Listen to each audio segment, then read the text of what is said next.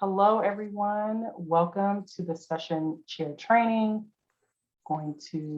As folks are coming in, I'm going to go ahead and share my screen. Welcome, welcome, welcome.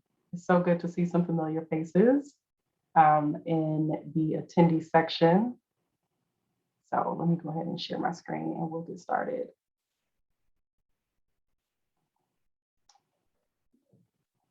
All right, so welcome everybody to the session chair training.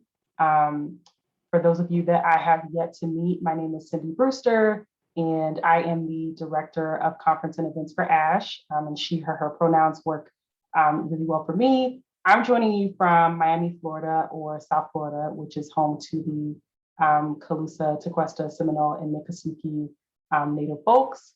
And I'm really excited for this group of people, this trio that is in this conversation with me today. So you'll get a chance to meet them and hear from them throughout the rest of the day. But first, I want to dive into some ASHE kind of housekeeping things for the good of the session. So this event will be live transcribed through Zoom's transcription service. And this webinar, as you may see as you come in, this will be recorded, as we have a lot of session chairs that are new or returning, and they would like to have this information available to them.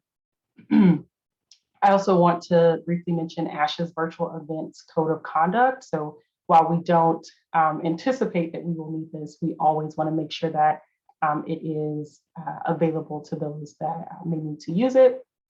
More information can be found at ashe.ws/code of conduct. As we dive into the conversation today, it'll really operate as kind of a panel, but really more of a conversation between these three people. And so we'll have a Q&A at the end. So as questions arise, feel free to kind of hold on to those or maybe jot them down. And then at the end, we'll save some time to dive into any questions that you may have or things that you want our panelists to expand on. For those that are having any sort of technical issues or any issues related to the virtual events code of conduct, feel free to message me. I'll have the chat open, and that can be a private message. Or if there's something that happens maybe after the fact, feel free to email me at cindy@ashe.ws, and I'll respond to that accordingly. And so the last couple of things I want to mention before we introduce our panelists for today is the conference presenter guide. I'm going to put a link to that in the chat shortly. But this guide was created to be a support to the chairs, to discussants, presenters, and all those folks that I will be in some form or fashion supporting or volunteering at ASHE this year. So for virtual chairs, that will be on page 21 for you, and then in-person chairs, feel free to go to page 63. And a lot of what our panelists today will talk about will support what's already in that conference presenter guide. They're just gonna kind of bring a little bit more humanity to it, if you will. So with that, I wanted to give a little bit of a high-level overview of what a session chair is. And then the conversation today with our panelists will essentially complement that and dive a little bit deeper into it. So session chairs, for those of you that may be new to this, or maybe it's been a little bit a while, will really introduce the speakers, introduce the session. So they're kind of maybe the first face that you may interact with for your session as an attendee or even as a discussant or a panelist.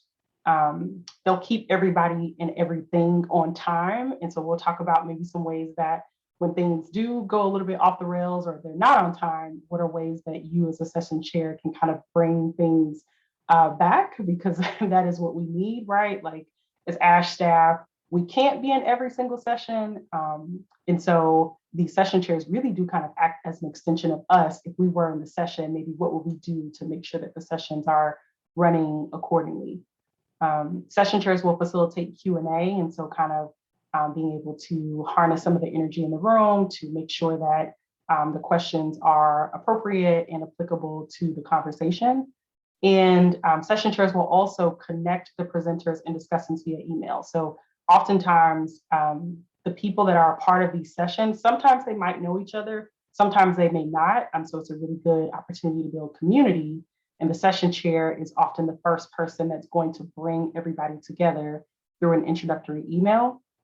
And there's a template in your respective session chair section in that conference presenter guide that you can kind of just copy and paste and edit as you see fit to make sure that those folks are being connected appropriately. So I just wanted to make sure that we offered some of this on the back end to make sure that as our panelists are talking about what a session chair does, that you have some of these like nuts and bolts, and hopefully it'll help to frame what your role will look like as a session chair. So with that, I am going to allow our panelists to introduce themselves.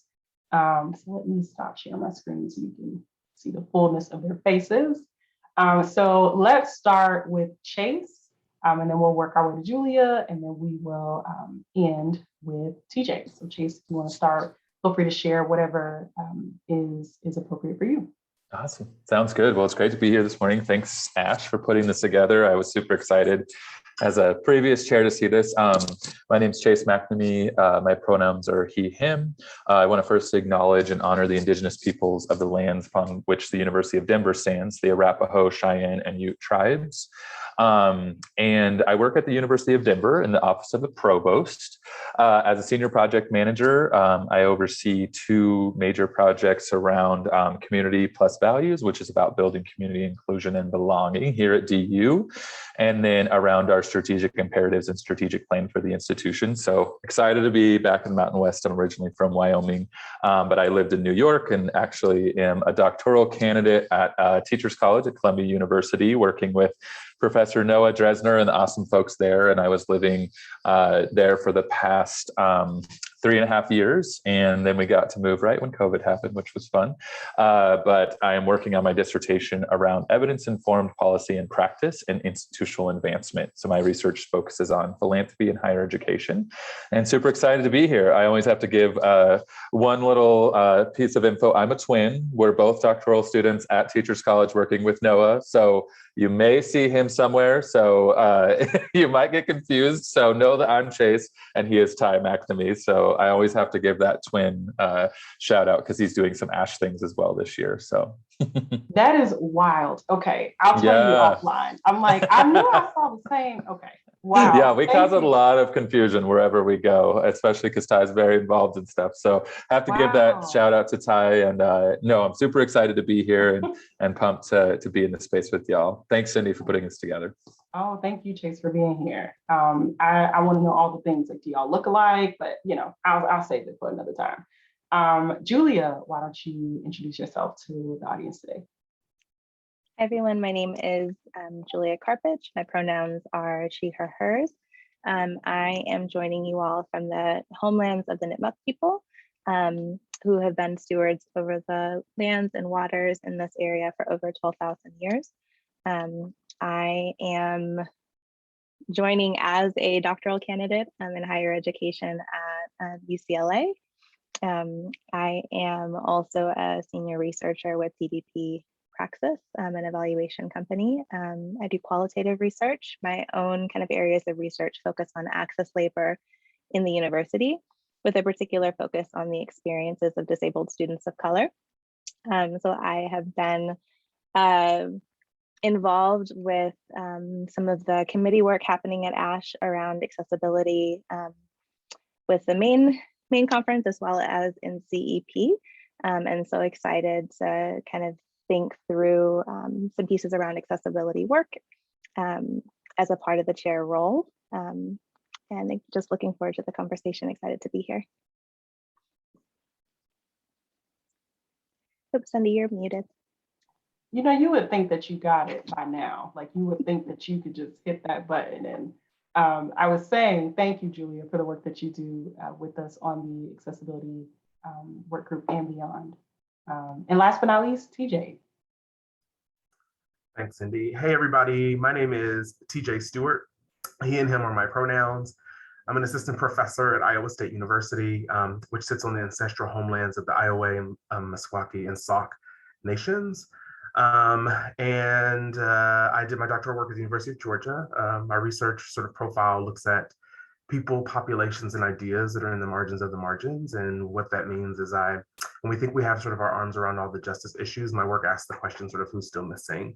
And so that currently is animated by work on college students engaged in sex work or erotic labor, fat phobia and sizeism in higher education, and anti-Black racism, specifically in non-Black communities of color.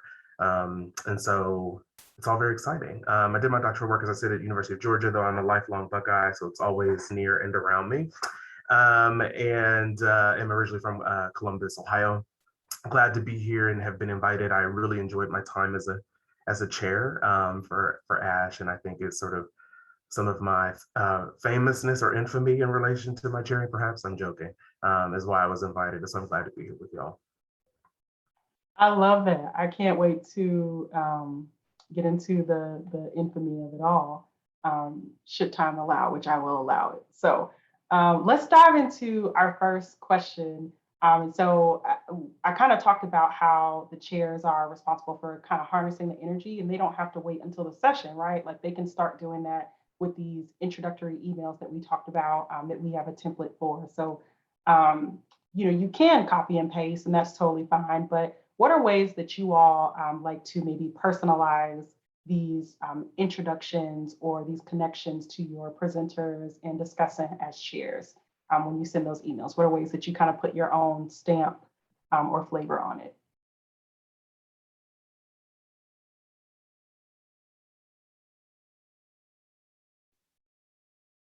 I can go first, just as a small way. So I did rely a lot on the presentation resources that were provided. They were super, super helpful, but just with everything, both with kind of the scripts, but then also with those introductory emails, going through and reading it aloud to make sure it sounded like it was my voice. And sometimes that was just really small tweaks in a word or two or the order of a sentence, but just feeling comfortable changing it to sound conversational for me, that it sounded like it was coming from me in my voice. It was also really helpful. I can't remember if this was in the resources, but when I was a presenter, my chair had asked for the pronunciation of everybody's name. And as someone who has a C and a Z in their last name, I really appreciated that. And so that was something that I made sure to do when I connected with folks in those introductory, those early communications.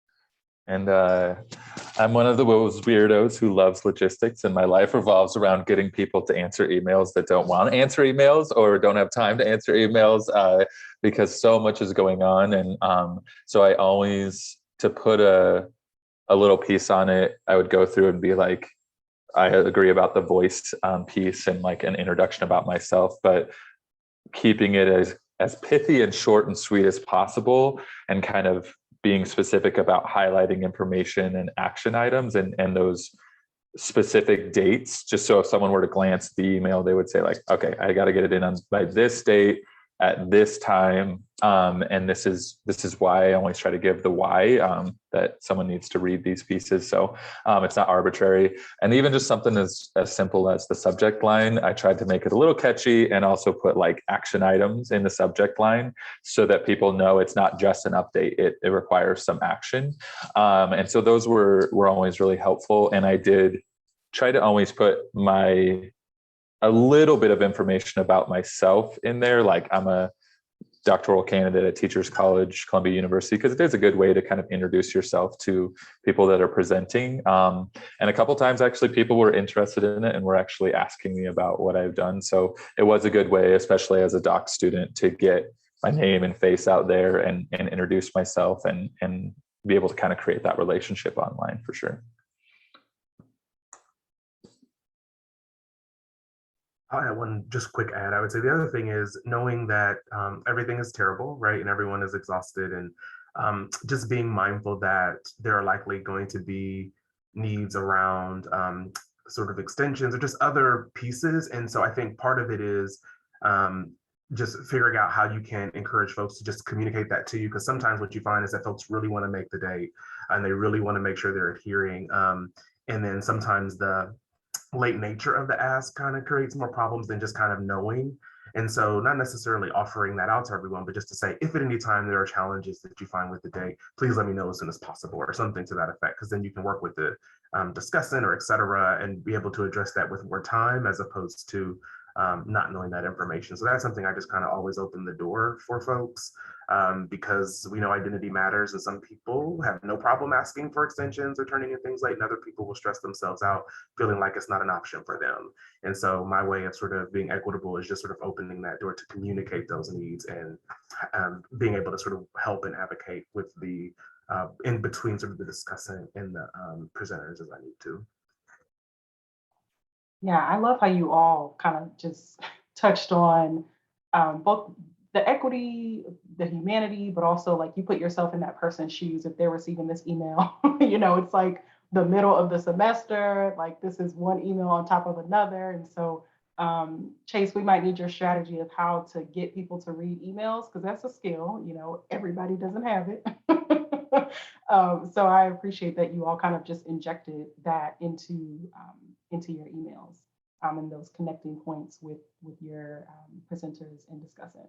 So kind of building off of that, we talked about how session chairs really play this integral role in the organization and the structure of the session, right? Like, I think sometimes maybe it's unclear just how much they do that, and that maybe it's like, no, the discussant's going to pick this up and then the presenters are going to do this, when really it is like the chair that is leading the session from start to finish. And so can y'all think of a time that maybe you've seen a session at ASHE that you saw a session chair that either like embodied ways in which that you want to be a session chair, or maybe even ways that you might want to do things differently? And I say that from the perspective of like, did you see something and things didn't run smoothly and it was like I want to do that differently? Or you saw somebody who was amazing and it's like, I actually want to do everything that this session chair did. So are there any like narratives or experiences that y'all can think of from things that you've seen and you just picked up?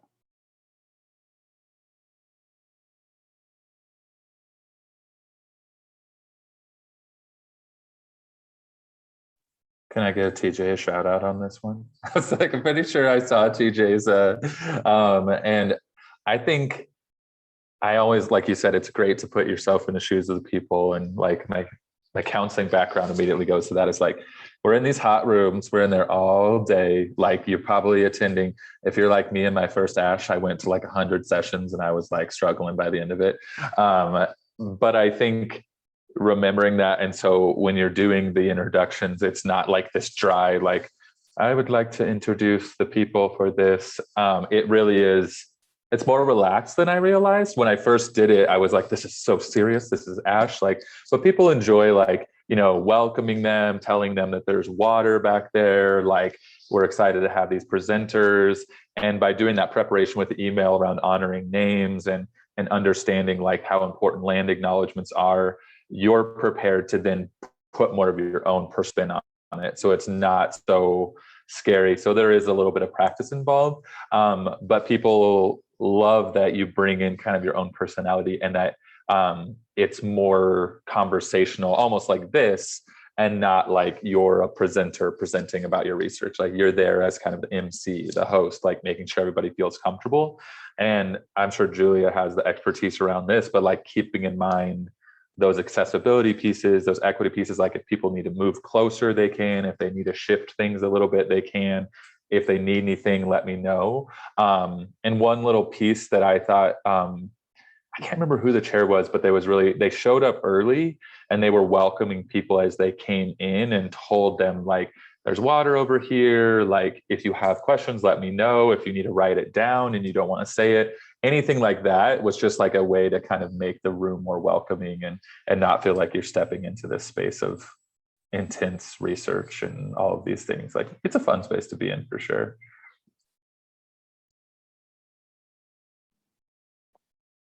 I think that orienting, helping the folks who are presenting, the discussant, but also the audience to orient to the space is really important in in-person and virtual spaces. So for virtual spaces, thinking both about some of the thing that comes to mind is the accessibility features that might be in Zoom. So how to access closed captions, kind of going through what this is going to look like, how to ask questions. That was something that in between, you always remind folks, like, here's how you ask a question, put it in the chat. I'll, answer it at the end, so folks have a sense of what's going on and what participation looks like. And then I always really appreciate when chairs will make explicit like norms around how to be present in a space. So that can look like using a microphone to ask questions. That can look like setting the tone with how you open the space and doing a land acknowledgement. Yes, use the mic, hashtag use the mic always. And also inviting folks to be in their bodies. That's something that I always really appreciate when folks are like, we are present here together. Feel free to move, to adjust yourself like in your seat, or to stand, or to sit on the floor, or to stim, just kind of to recognize that aspect of that we all have body minds that have needs, and sitting in a chair and just like sitting forward and not moving is not comfortable. And that's also a good reminder, even in virtual space, because sometimes we get stuck in front of the Zoom room and it's hard. It's hard on our eyes, it's hard on our bodies, and just giving folks that permission and setting the tone is something that I've always really valued when other folks have done that. And so I try to work that into how I open a space as a chair. And one thing that I'll just add quickly is I think really thinking about yourself as someone that's helping to sort of set the stage, and really some sort of the instrumental pieces of the managing of the time. Because I think sometimes as chairs, you're like, well, we're supposed to do this, y'all got an order. And let's say, for example, someone is having technical issues. That could be either virtually or in person with the computer, right? Everyone's gonna wait until that person gets it figured out if no one says anything. And so if it takes 5 minutes, if it takes 10 minutes, and so really using sort of your role as a chair to say, well, is someone else ready to go? Could we go ahead and maybe start another person while we work on the tech? Because the other thing is time is a finite resource in real life, but especially in conference life. And so it becomes very easy to sort of fall behind. And so I've always appreciated folks who are able to, and those who have done student affairs work or worked in programming, how to facilitate space and time, tap into that to kind of keep things moving and move them along. And I also think about intentionality is important, particularly around Q&As.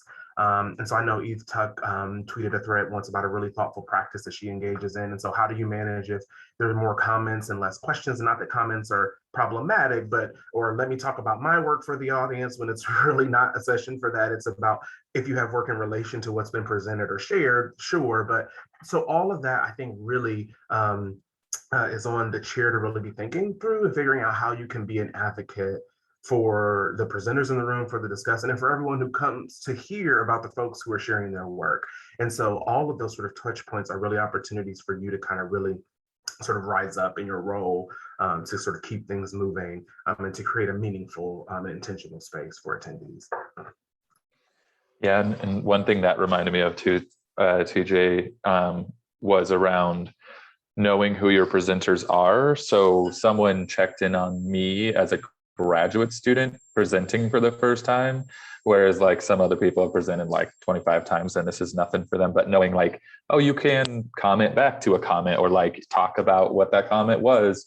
So knowing who your presenters are. And then one other piece, and I feel like others have more expertise, but the mic thing was really important. One of the first sessions I saw, you always have someone go, oh, everybody can hear me, I'm just not going to use a microphone because you're in a smaller space. But knowing that that is about accessibility and like for folks being able to hear, and if there's anything attached to that. So setting up that norm, like Julie was saying, with the presenters before they present, to say like, we use the microphone because of this reason, because they're inevitable, like it's inevitable someone will do that. So setting that up as a norm for them right away and explaining to the audience why we'll use the microphone was a big piece too. So I love the hashtag use the mic. And I would say there's always one person who's going to try not to use the microphone. So starting at the beginning will be good to do that.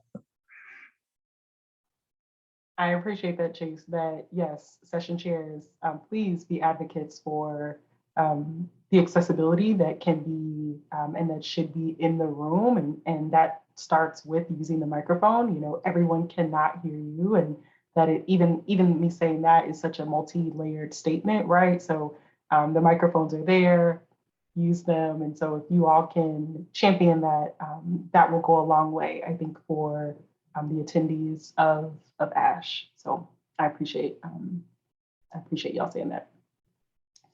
And y'all also kind of in this conversation talked about like the agency that chairs have, like you get to, it's your session, you know, maybe you can't control the temperature in the room, but you can control like how people come in, and you can welcome them, and you can, you know, encourage people to use the microphone.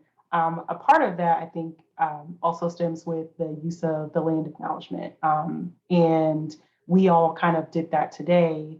But I know for me, I think it took time, right? Like instead of me just maybe reading something off of the computer, yeah, at first that was really helpful, but then I started to kind of make it my own and maybe started to do my own research. So for folks that, you know, in particular, if they're going to San Juan, that is also a space that is not their own. And so they have to kind of learn a new land acknowledgement. So can y'all talk about maybe your experience with land acknowledgements and any tips on how you then do just like make it your own as you are chairing these sessions? So I'll just briefly say, I think one of the cool things, and I don't know if it's still done the same way, so Cindy, you can be like, TJ, be quiet, this isn't the case, but they tried to match us in the past, at least with our research interests, so similar research interests if they could. And so I always thought that was an interesting opportunity to think about our scholarship in relation to the land. And so because it was work I was somewhat familiar with or interested in, one of the things that I tried to do in addition to sort of naming and acknowledging place and space was also sort of knowledges and epistemologies. And so what I would offer is just an invitation for people to think about what do sort of the local knowledge systems, histories, and legacies have to say to this particular topic. So for example, in one conference, I was doing a session on issues around sexual violence, critical sexual violence. So we know that throughout history and across time, sexual violence has been used as a tool for genocide and for erasure and for land theft. And so what does that mean as we take up, right, the scholarship in these sessions around sort of who may be censored or not, what that matters, and what those sort of ontologies impart on how we need to be in this space. And so beyond just, well, we're visitors here and we want to acknowledge these folks, but what can we sort of bring into the room, into the sort of the notion of our work that's being shared that also, right, can be brought to bear on that. And so that's one of the strategies that I've done. And sometimes I would do a little pre-work.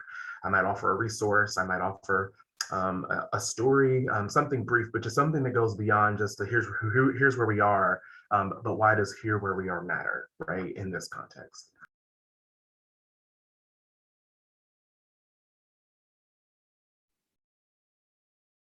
I would just add that pre-work part, I think is really important. ASHE provides resources to help with, and deep resources through multiple working groups that to help to folks to prepare a land acknowledgement. And that is ideally the floor, right? Like that folks should, everyone, chair included, and the focus of this conversation, obviously, but should be taking the time to say, what don't I know about where we are, where I'm going to be in virtual presentations. It was a little bit different. So there are folks who were doing land acknowledgements tied to the kind of the place of New Orleans, or folks who were doing land acknowledgements tied to where they were present and participating from. That's how most of the folks in my sessions led those. And so I think that's also, you may be in this pandemic, you may be somewhere where you weren't last year. And so just remembering that that work is ongoing and continual. And even if you are in the same place, like I'm participating from the same place that I grew up in, and recognizing that there's so much that I don't know about the Nipmuc Nation that were gaps in my education, also complacencies as I got older and not seeking out information. And so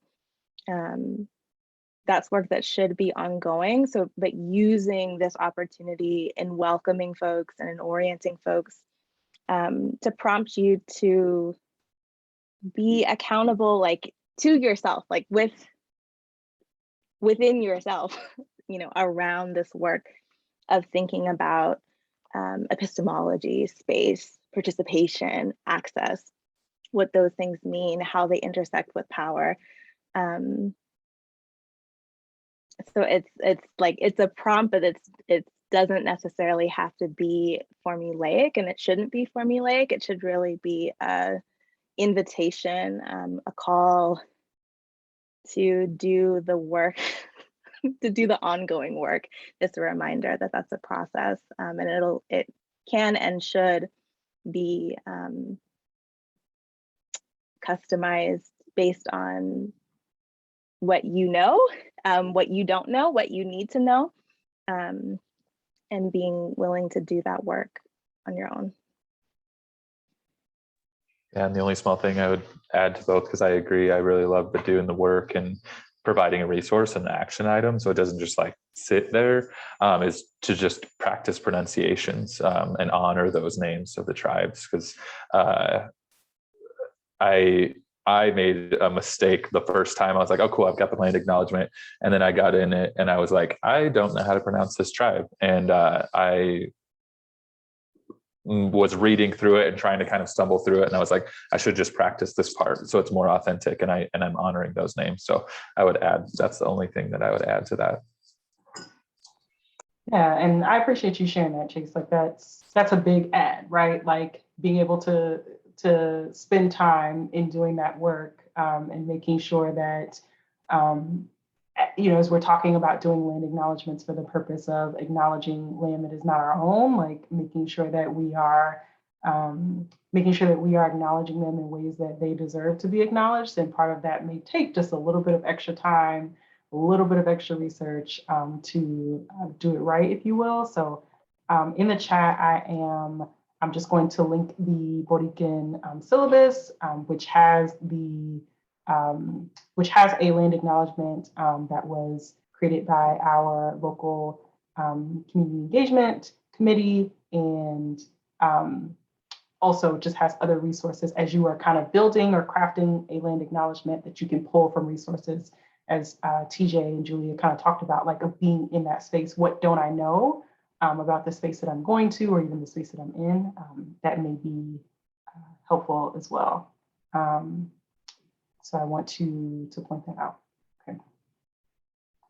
And so as we talk about this idea of building off of this idea of like agency and session chairs inserting themselves and just kind of taking on this leadership role, there might be some like difficult moments of being a session chair, or just moments that might need a bit more like grace, or ways that you kind of have to like ease yourself into it. And so, you know, every session might have these papers, and these papers are allotted a very specific time frame. And so when we talk about session chairs, kind of organizing these sessions, a part of that is making sure that this paper stays on this time, and this person speaks for this amount of time. And it's really just kind of how you keep the train going. And so what I want to pose to y'all is, what do you do when things don't necessarily go that way? Maybe when a discussant, who might be somebody that you really look up to or perhaps admire, or even a presenter, like what do you do maybe when they're going over time, and you're not quite sure how to cut them off, or you need to get things back on track? So what are ways that you might help not only first-time chairs, but returning chairs as well, kind of deal with those situations? What would you do?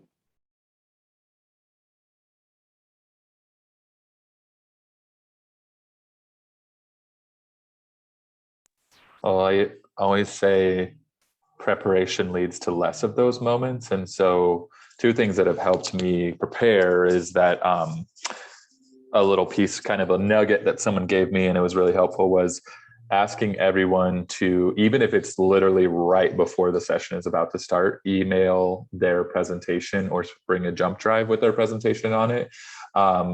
and I give them the why of I want the presenters to have as much time as possible. And so if we're switching laptops the entire session, you're looking at honestly a solid 5 to 10 minutes of switch up time between those. And so I ask everybody to do that, and I put it on one laptop.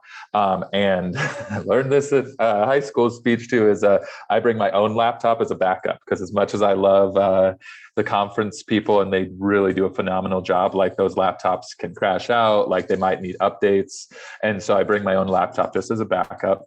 And then I have everybody email me their presentation, like I said, even if it's right before the spin. And then that way I have one thing set up. It's one presentation, and I combine it in just 2 seconds.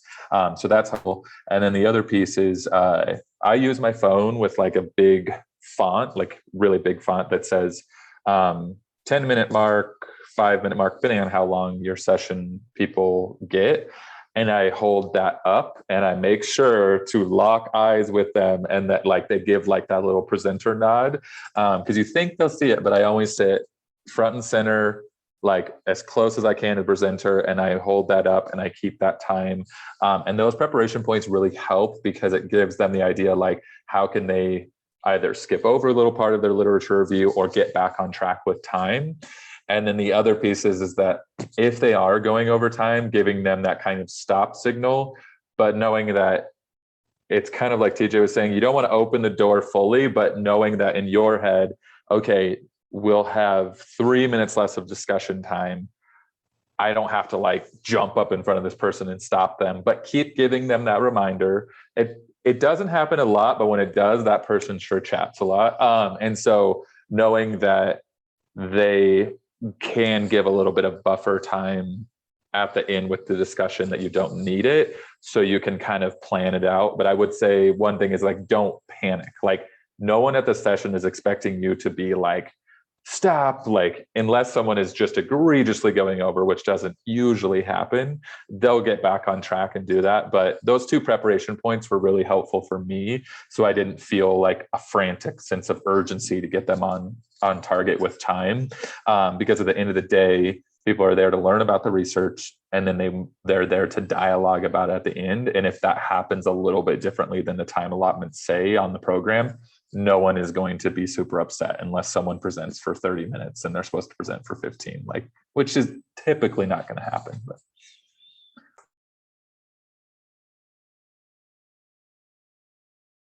So the one quick thing I'll say is, if you can get them to send it in advance, that's great. And you will occasionally inevitably have the person who's like working up their slides the night before still. And so one of the things I would offer is that use your sort of facilitation know-how. So when that was a case where I've been in sessions where people just preferred to use their own machine, what I would do is ask people who were in the session to offer one question to the paper that just presented while the transition was happening. So it was more of a sort of meta, a talk, a question, a talk, a question, a talk, a question, and then the rest of the questions. Because then it wasn't like we were just sitting there in silence waiting. We could be engaged in some dialogue, misdirect, right, the attention to this particular question. That presenter could unplug and answer, and then just to be on your feet. If for some reason you're not able to do sort of that pre-work. And I would say, like, you do not have to be subtle, right? Because I agree with Chase, like this idea that make sure they know that they have a minute left. And sometimes they'll be so into what they're doing, and that is great. But I've had to like flail my arms in the front row, get you a good seat closest to them as possible to say, like, I just need you to know that you have a minute left. And then once I get that, then I know, because I don't think it's intentional. People are excited and passionate about their work. And so are the people who are coming behind, right? And so for me, that's sort of what drives my ethic is I want everyone to have the space to be able to do it. And so while I may feel uncomfortable, I think people come to appreciate that. And then again, it gives you time. But to Chase's point, if it's a minute or two, right, not as a huge deal, but 5, starting to get into 5 or more than that, is cutting significantly into other folks' time. Well, hopefully folks will be sending in presentation materials earlier this year as part of some of the accessibility work that's happening. And so communicating about that early in those introduction messages, that's something new. It's going to be different for everybody. It's a huge culture shift in terms of how we normally do work. for academic conferences, as scholars, as students. And so just reinforcing that and encouraging folks to do their best to contribute to the accessibility of the space by providing those materials in advance is huge. In virtual presentations, this dynamic was really interesting because you can't do the kind of like getting someone's attention when you're in that space. So someone has their presentation open, they have the the Zoom box open, they might not even have you on screen. And so there was I used the chat feature to just mark the time, but there wasn't that kind of confirmation. Some folks would verbally confirm, which was really helpful. So if there are any folks presenting in this space, just knowing that if you see that 5-minute mark saying, and I see that I have 5 minutes left, so I'm going to move into blah, blah, blah, that was super helpful to just get that confirmation that folks knew where the time mark was. I also did some kind of sidebar conversations with the discussant when we were going a little bit over, just to make sure that they were comfortable with that, to see, like, are you comfortable if we take a few minutes off of the discussion, or how long are you thinking that you'll need for your remarks, so that I wasn't, having to turn on my camera, because that also is really disruptive in a way that like physically being present and kind of like waving at someone isn't. So that's difficult in a virtual space, getting folks' attention. And it might be worth having some early conversations with folks in those emails to say, I'm going to be letting you know about time in the chat. Please have the chat open. Please be timing yourself. Please help me with this, because it is something that becomes harder in the virtual environment, for sure. Yeah, I see some good other helpful tips in the chat, and I appreciate y'all bringing that up. Yes, the culture shift about this year being the first year that we are asking presenters to upload their presentations in advance. And so again, huge change to the way that we've done things in the past, but it really truly stems from wanting ASHE to be not to just like build around accessibility, but to embed accessibility into the conference. And so if you are able to do that, I know we even sometimes have chairs that their discussants may be working closely with them to figure out like, where do I go? What do I do? How do I upload this paper? Or even the presenters, like getting them to also think about that as well, helps us all in the long run. So I appreciate Julia just kind of talking about the collectivity of it all, right? Like it may be the chair's responsibility, but it all falls on everyone to ensure the overall success of the session. And then I think you all brought up the idea of getting there early. And so if you can get to your session early, whether virtually or in person, that's going to be really helpful. One, it helps you to get acclimated to the space, right? Like making it your own as much as possible, and figuring out just where you want to be, where other people are going to be as well. But then two, we ask that you get there early so that you can meet your presenters in person for the first time possible. You can meet your discussant, and then have those types of conversations around whatever it is needed for the success of the session. So yeah, I hope y'all pick up some of those good tidbits as well as what I'm seeing in the chat. And one thing really quick, Cindy, so sorry. I would say don't panic if you have people making edits to their PowerPoint. I'm not joking. Someone was literally making edits to their PowerPoint before they were going on presenting. So like roll with it, be like, sure, I can jump in. That is something that might happen. And that's like another thing you just roll with. And it's kind of like, which hill are you going to go to battle on? And that one, you're like, I could do that. Like, let me just update it really quick. But yeah, it does happen. So that's why I always bring that jump drive just in case, because email also goes out, Wi-Fi goes down. So those are those sort of things. Like pretend like you don't have all of the access to those things, and that things could be going on 5 minutes before it. Yeah, we know that people are doing it the day before, the day of, and even as Chase said, during the session. So yeah, all of that is happening. And so we are close to the end of time in this conversation, believe it or not. And so I want to invite y'all to ask questions as I ask my last question of our panel. So if there are questions that have come up or arose for you, feel free to put those in the Q&A, put those in the chat, and then we will we will go over those. My last question for this group is around the role of the session chair being a really good like introductory point for ASHE, or just for your service to academia, if you will. And so a lot of session chairs are start off as like master's and doctoral students, and that is not who it is limited to, but it is that really good like jumping point for graduate students.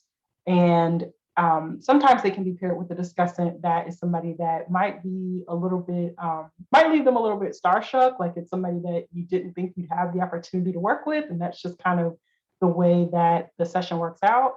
But that may also prevent or may present some kind of like imposter syndrome, right? Like maybe you were all set to go and you know this research, but then you're paired with maybe somebody who's been doing it a little bit longer than you have, or maybe somebody that you've been citing as well. And so I just want to kind of ask y'all, like, how would you deal with that situation? But also, what are ways that, to kind of flip it on its head, what are ways that session chairs can leverage this opportunity of working with a discussant or presenters that maybe they admire, or maybe they don't know, but it's just a really good like networking opportunity. So what are ways that session chairs can use this as kind of like a stepping stone to build community for themselves?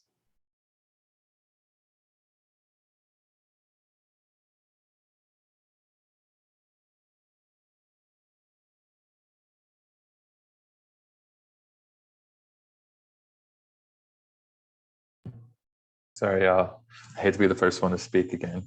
But one thing that I always think is like, it starts like even that preliminary email, like you're using it as a networking opportunity, a relationship building opportunity.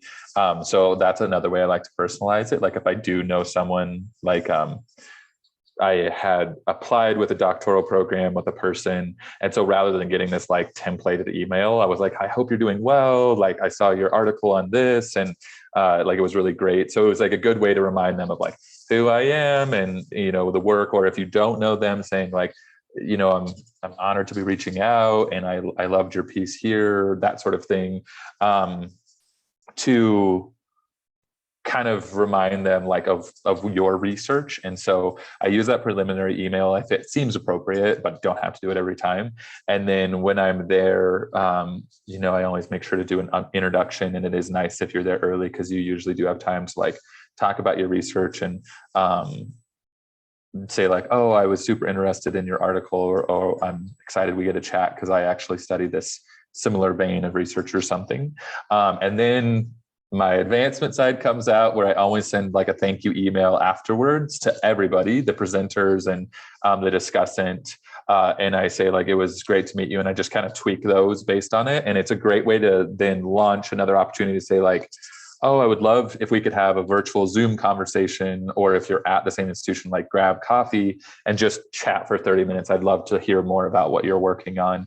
So it's a good way to kind of get your face in their head and kind of remind them of who you are, because they meet so many people at ASHE, like hundreds of people, especially if they're a well-connected scholar.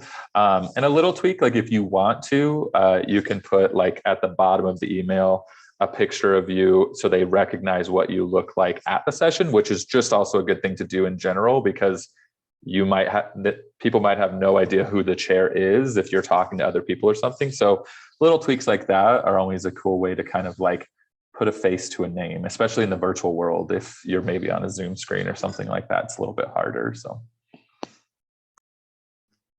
I would say that honestly, personally, that I felt a lot more pressure when there was a particular perhaps discussant and I was presenting my work, as opposed to when I was a chair. I think being a chair provides you a great opportunity because a lot of discussants, I won't say all, but many of them, I feel like they really value the chair relationship. They're thankful for the sort of facilitative and administrative services you are offering to the session, that it's a great kind of low stakes way to be able to engage with someone, as opposed to when I'm presenting and it's a discussion, I'm like they're reading my words and my work and it's terrible, and now I'm a little worried. So I would just say, you know, if that's helpful. The other thing too, I think, is to really look at sort of the presenters, the discussant, you, and then the attendees literally for that time slot, like as a learning community of people who are interested. Something brought them there. And I think people are looking for connection. They're looking for collaboration. I chaired a session at ASHE, and one of the presenters presented a paper that I just thought was brilliant. And I got lunch with that person, and we talked, and they were telling me, well, the main presenter, she was telling me about their team. They were struggling with a particular part of the analysis that I had some really good experience and some thoughts on it. So anyway, long story short, I was invited to join that paper.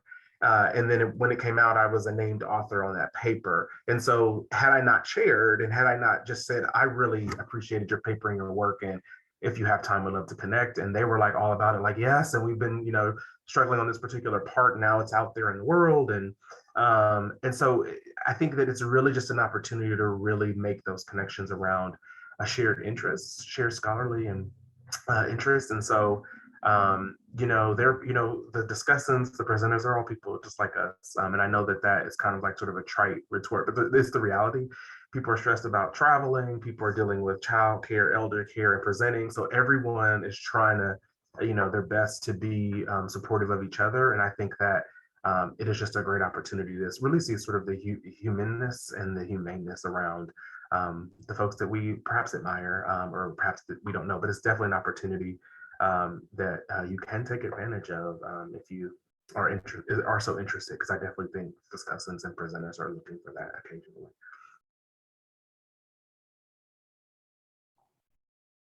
Yeah, thanks y'all for that. I think you both highlighted that it's not always just the discussant either who might be this person that you should be trying to get to know. Like, the presenters are also doing amazing work. And so making sure that that network is being a bit broadened as you think about just who's in the space and who you're trying to get to know, like it's everybody, I think, that you can kind of have a takeaway from. For the sake of time, I see that we have some questions, and I appreciate the panelists kind of going in and answering some of these. Hines, hi Hines, is the October 15th registration mandatory as session chairs? Yes.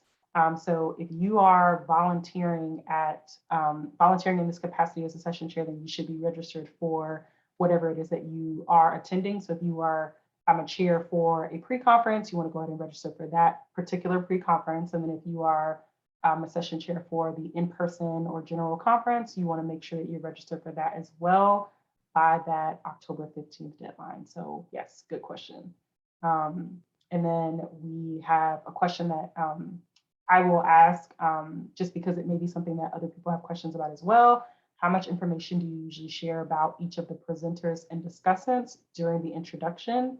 Is name and institution enough? And so what our panelists have shared is, if it helps, some people just do name and title of the presentation, thank the previous presenter during the transition from one paper to the next. So name, title, presentation, so you're not taking up as much time. You don't have to read their whole bio. Doesn't matter who they are, right? You're leading this session. TJ said many plan to use some of their presentation time for more in-depth intro. So they may embed kind of who they are into their session as well. And that you can encourage them to do that as well. So are there any other questions while we have a little bit of time left? As you all marinate on that, I do want to share that this Wednesday we have a discussant webinar. So this will be a very similar format, but with discussants. And if this is your first time being a session chair and maybe you're not as familiar with the discussant role, I highly encourage you, if you can, to pop into that session, because it may really like connect the dots for you a little bit more as to how what is expected of the discussant, and then also ways that you as a session chair can be a resource for them, because they may be looking for you to do that as well. So Wednesday at 3 p.m. Eastern Standard Time, it'll be a very similar format. So if you can go to that, it'll also be recorded, but I can certainly send that Zoom link as I think that will be helpful. So while I'm adding in the Zoom link, our panelists, are there any other like last minute tidbits, nuggets words of wisdom that y'all have for session shares that you'd want to share. And you don't have to, but in case you do. Perfection is a really harmful construct. So don't feel like, even with the things that were shared today, taking it in, doing your best. I know I was really nervous when I was sharing my session. It was hard not being able to see anyone being virtual. And so just knowing that when you're putting intention and effort and you're here and you're engaged and you're trying to learn, that matters so much. And the goal is, at least I always feel like the goal is not, perfection doesn't exist. It's not a thing. And it can be a standard that we drive ourselves into the ground trying to achieve. So I'm so excited that you all have joined us today and are in this conversation and are thinking about your role as a chair, and you all will be fantastic. Love that. I concur. Just thanks for volunteering. It's a great opportunity, and just have fun with it. Yep, totally agree. Perfection's not possible.